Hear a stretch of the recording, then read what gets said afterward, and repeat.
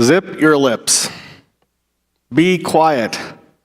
That's enough. Shh. Put a cork in it. Button it. Wind in your neck. Simmer down now. Pipe down. You ever notice how many ways we have in the English language to tell others to stop talking? And I'm sure if we put our heads together, we could come up with all kinds of ways, a whole page of ways of sayings we have to accomplish the same thing of getting others to be quiet. Now we have phrases to accomplish the opposite too, but to be honest, I can't think of nearly as many. And telling someone to speak up just doesn't seem to be as creative as put a sock in it. Now, there may be some good reasons for this imbalance of phrases, to be loud versus quiet, but mostly I think it probably comes down to the fact that when we are excited, it's hard to contain the news. We don't need to be told to speak up because we can't help but to yell out in excitement, to scream out in joy, can't help but to make a disruption because it is our passion spewing forth because it won't be contained. It's the type of emotion that we really want for this day, with shouts of Hosanna, lifting our voices as loud as we can in praise to God. And I love Palm Sunday because I love being caught up in this excitement. I'm always eager to lift up my palm branches high.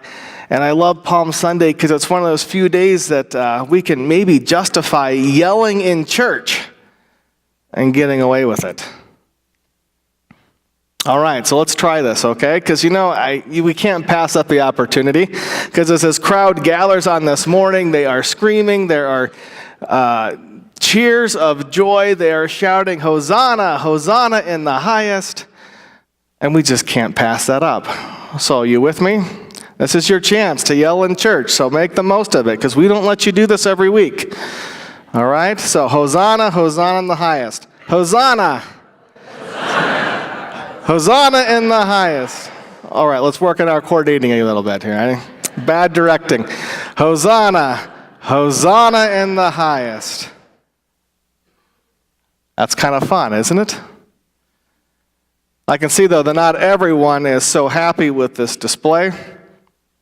And I'm not talking about the few of you, and I see you, too cool and too calm, too collected, to bother to get caught up in this mob mentality. You're not going to be seen putting your hand in the air, raising the branches, or lifting your voice too high, but I'm not even talking about you. In our story, it's the Pharisees that aren't happy with this display from these disciples of Jesus. Their motives are a little unclear in this text. It could be that they really just don't like Jesus, and they don't like this movement, and so they come to quiet, to make them stop their singing and praising just because they're opposed to everything Jesus does. Or it could be, too, that the Pharisees know the ramifications of what such shouts mean. That they know full well what their Roman overlords, that they'll be listening in and won't react too kindly to the disciples' act of independence. These are the kind of phrases that are somewhat rebellious. And the Romans are uniquely skilled at squashing rebellion. And then there's those others from the crowd. Like any crowd, they have no emotion to show. There are probably just those who are simply bystanders to all that has happened. They just happen to be on the same road that morning as this parade forms around them. They don't know what to make of the screams of and praise or of the rebuke to be silent. They are simply witnesses. But to what, they aren't sure. But just because they are unwilling and participants doesn't mean that they are also free from the consequences that may come. You see, there's one other emotion that gets talked about in this story that we haven't yet mentioned. That emotion and response of Jesus.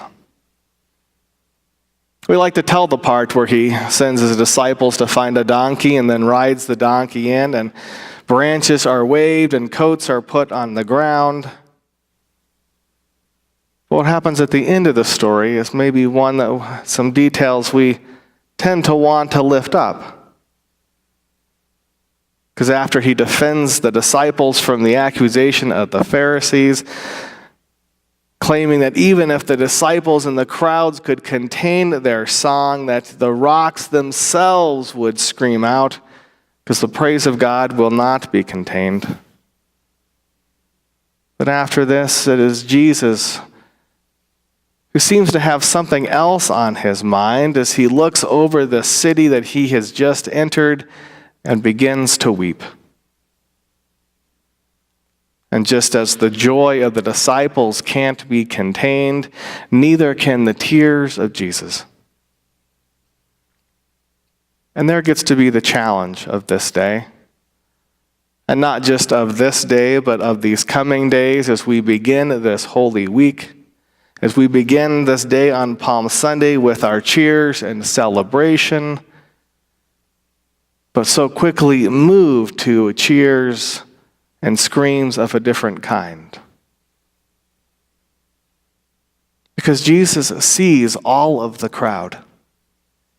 He sees the great numbers of the disciples who have gathered, who have been with him for years, who gleefully prayed around, knowing that something great is happening in their midst, something that they have been waiting for in anticipation.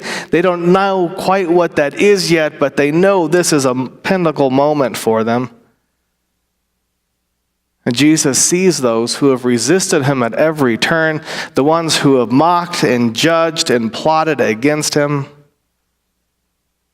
And Jesus sees those who are simply walking by, not expecting to find anything of any significance on this day. For them, this is just another day. And Jesus knows that it doesn't matter why they are there or what scream they shout out. In so many ways, they share the same fate. They share the same reality that they are all caught up in the trap of sin and death. And for all of them, no matter who they are a part of this lost people for whom there is not hope if they go it alone. This is not the first time that tears are shed over Jerusalem. They have come from the prophet Jeremiah, who wept over this city and wept over all of God's people of Israel. Earlier in Luke's gospel, it is Jesus who lamented over the city of Jerusalem as he cried out, "Jerusalem, Jerusalem, the city that kills the prophets and stones those who are sent to it.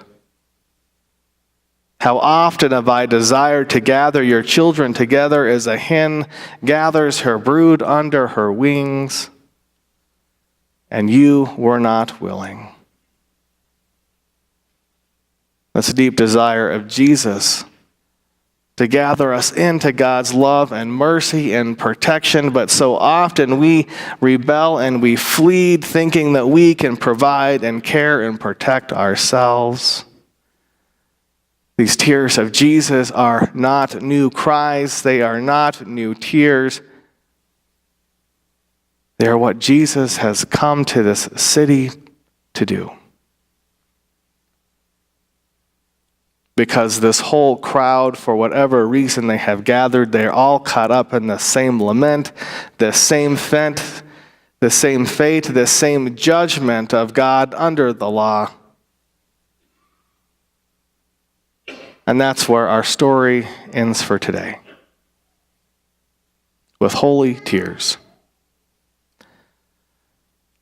But while we stop the story here today, Jesus' story does not stop. And just as surely as the fate of all those who are gathered that day are bound together, we are bound with them in the ultimate fate of Jesus. And so today really becomes, as we should be joined together in the celebration and these shouts, this day becomes an invitation into all that this week brings. to come and to hear again, to hear anew, to maybe hear for the first time how Jesus is moved to tears for us, and to see how his tears and his lament won't be the last word, won't be the judgment that encircles us all, but instead is the foundation for God's greatest act of love yet.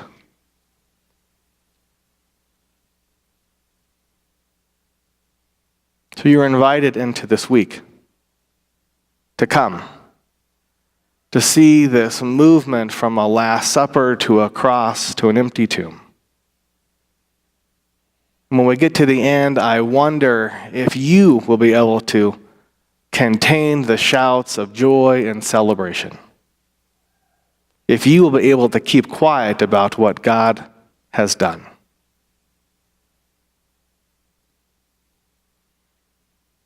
Amen.